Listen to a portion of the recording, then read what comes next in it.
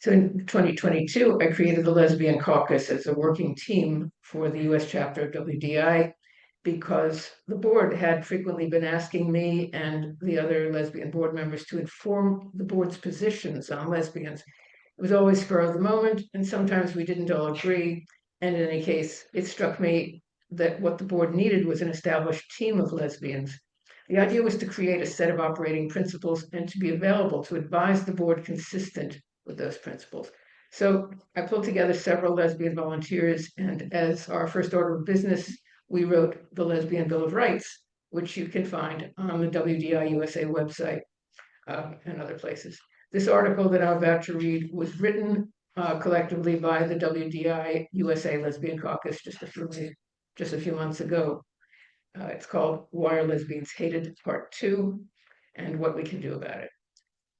So in April of 2024, in Part 1 of Why Are Lesbians Hated, the Lesbian Caucus wrote, "To live a female-centered life is to defy the patriarchal nature of the world we live in, and patriarchy can't tolerate that. Such defiance must be punished."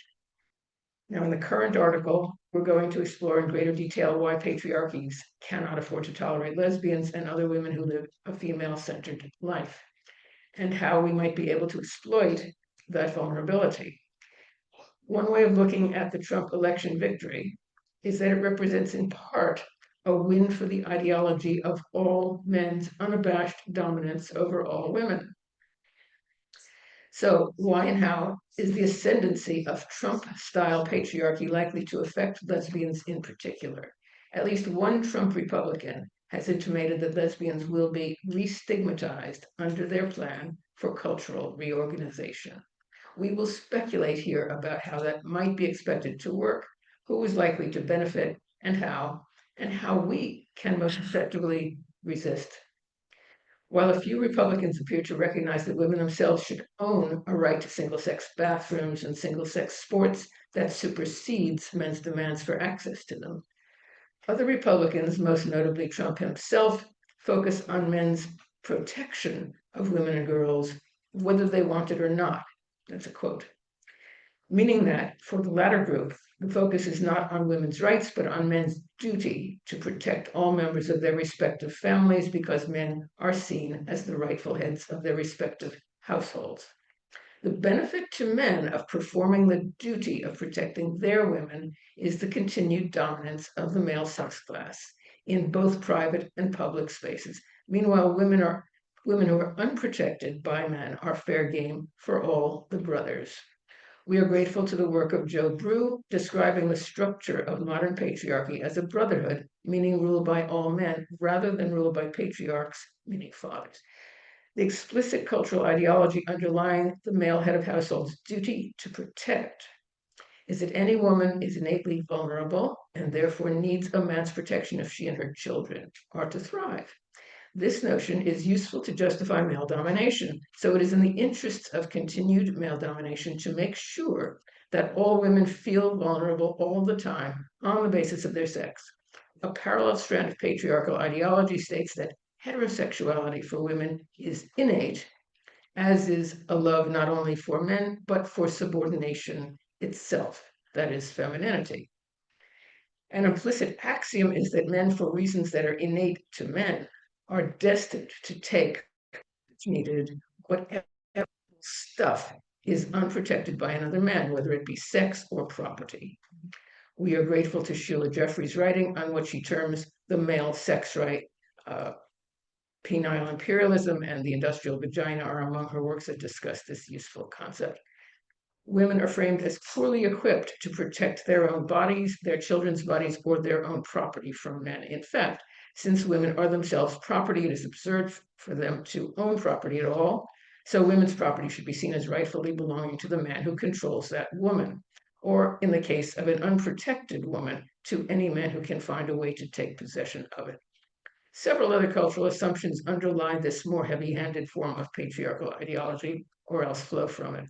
First, men are by nature brutal rapists and thieves. Dominance defines manhood. A man's social ranking among men depends on his ability to dominate other men, but every man must dominate every woman he interacts with to avoid having his manhood or masculinity questioned. Therefore, masculinity is repeatedly tested and must be repeatedly proved, especially on the backs of all women. Second, a man's status is bestowed by other men. Women's opinions have no effect on status. Third, if a man refrains from taking what he wants from a woman because he respects another man who is protecting her, that is commendable and interpreted as brotherhood and is not a basis for loss of status among men. Fourth, a man who fails to take what he wants when he wants it from an unprotected woman, he is suspected of not being a real masculine man and therefore risks losing social status. Apparent respect for an unprotected woman is mocked, framed as weakness, and may even be punished by the brothers. Fourth, empathy with women is mocked and otherwise discouraged. Empathy with a woman raises the suspicion that you may be, to some extent, womanly yourself. Women are to be other. It is patriarchal doctrine that manly men are unable to understand women because men and women are so very polarized. In fact, the incoming version of patriarchal brotherhood is not convinced that women are truly human, but in any case, empathy and respect are to be reserved for other men. So taken together, that's a lot of social control aimed at creating and maintaining the cultural conditions that enable the subordination of women. The irony that appears to have eluded the new brotherhood is that such heavy social control is necessary to prop up the notion that male domination and female subordination are natural, innate, and desired by all. Lesbians are subjected to all of those controls and more, raising the following question. Does lesbianism actually pose a realistic threat to patriarchy? D. Graham wrote in Loving to Survive, to the extent that females resist being feminine while still embracing our femaleness, we challenge cultural norms of female subordination. We agree. The threat by lesbians to patriarchy is both ideological and material, and this is true whether or not lesbians are aware of it.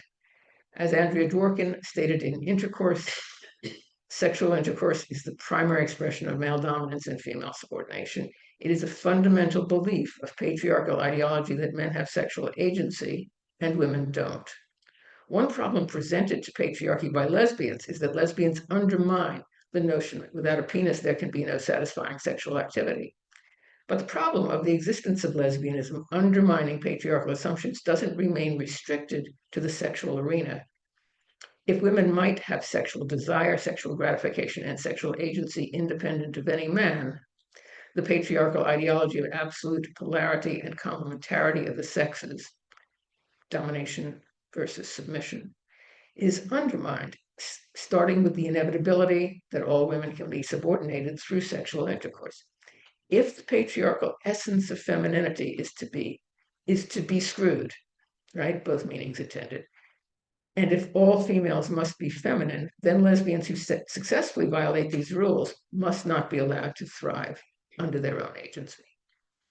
If it becomes widely known that women can thrive without making a deal for male protection in exchange for sex, then every ideological pillar of patriarchy is thrown into question. If it becomes widely known that lesbians can thrive in every way without a male head of household, then the social status of lesbians might increase, and being a lesbian could become an attractive option for all women, especially given the dangerous culture built on violent pornography that currently shapes heterosexual relations. So it's in the interests of patriarchy everywhere to ensure that the truth remains hidden and that lesbians are made invisible and silent. Script initially goes something like this. They're probably not lesbians. They're either trans or they're bisexual, or else they haven't met the right man. So the first patriarchal defense is to make lesbians invisible. In case invisibility fails, the second messaging aims at containment. Sexual orientation is innate and immutable, so women can't become lesbians just because they want to. But we know that they can. And the WDI USA Lesbian Caucus's coming out group, among other examples, has shown that women can indeed become lesbians. So in case the second lie, that lesbianism is innate and immutable, fails, The third patriarchal line of defense is that lesbians will be vilified, disempowered, persecuted, ridiculed, drugged, therapized, humiliated, and made unemployable. Taken together, these three lies tell women that there's no such thing as a lesbian. If there is such a thing as a lesbian, it isn't you. And if it is you, you will be punished for it. Ultimately, all of these defenses are necessary because patriarchists intuitively understand that free and strategically aware lesbians will be coming for their wives and daughters, not as rapists, but as a community of woman-centered women who in reality offer a better life for all women. Patriarchy understands that the message of free lesbians, spoken explicitly or not to all women, will be that they offer a more attractive deal in every way, and it will be demonstrably true, as shown by the recent example of the popularity of the 4B movement in both South Korea and the United States. Patriarchy will then, we wrote about that too, you can find our article about 4B movement on our website. Patriarchy will then be exposed to substantial damage, ideological, political, and economic. For example, through the loss of women's free household management labor and emotional labor. So, can patriarchy survive such damage? If manhood has been understood to provide every man, regardless of economic status, with the expectation of having a wife and a male heir, and with the right to head of household status within that nuclear family structure, what happens to patriarchy when large numbers of men are unable to obtain wife, heir, and head of household status? What happens to the very small number of ruling class men when they are faced with a large population of angry working men unable to access the promised patriarchal rewards? Will they turn on the lesbians? Probably they already do, with regularity. But that won't solve their problem. That is the problem of the elite. So will they turn on the financial and political oligarchs? Do the oligarchs want to bet they won't? Lesbians will need to assess the dangers of male rage directed toward us. The extreme violence of current online porn illustrates the current nature and the current level of male rage, the drive to subordinate women, especially non-compliant women, by depicting the humiliation of women psychologically and the destruction of women physically is eroticized, making it both initially seductive and then addictive. But how much do women have to lose by putting as much distance as possible between themselves and men? Isolating yourself with a master in the master's house in a time of escalating eroticized male violence against women, and then simply hoping for the best is increasingly not a reasonable survival strategy. Creating as much distance as possible and creating primary community bonds with women appears to us to offer both better survival odds and better odds for a good outcome for women, both individually and collectively. A problem is that presently women can't count on other women to support and protect her when she is faced with a violent man in her home, in a public women's bathroom, or on a moving train. Women will need to create communities and cultural practices where protecting each other and any woman who needs protection can be relied on. In the late 1960s, there was a small community of lesbians living in the rainforest on Hawaii's Big Island, getting by growing and selling exotic flowers and weed. It was generally known that if a woman needed shelter from an abusive man, she could find shelter with the lesbians in the rainforest. If a man was foolish enough to drunkenly follow his wife to the lesbian compound, he would experience multiple guns pointed at him. Anecdotally, in 1971, a Hawaii legislator proposed to the lesbians that they could get state funding to set up the state's first women's domestic violence shelter. They agreed. Some of them even got social work degrees to comply with state funding requirements. It worked for a while, and then it didn't. Arguably, they should have rejected state funding and continued to operate on their own terms. Women might consider actively encouraging other women to join together in communities of woman-centered women and to actively encourage other women to become lesbians. Sex has the potential to create strong bonds when it is combined with love and admiration, rather than on the hope of heterosexual privilege or the need to get food or to avoid social stigma or to avoid male violence.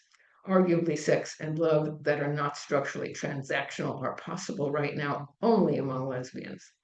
Once lesbians understand that we have little to lose by resisting cooperation in our silence and invisibility, or by resisting cooperation in the lie that straight women can't become lesbians, or by resisting cooperation in being vilified, persecuted, ridiculed, drug therapized, etc., then men will have even more reason to fear us. And we may have reasonable odds of changing the world order. Thank you.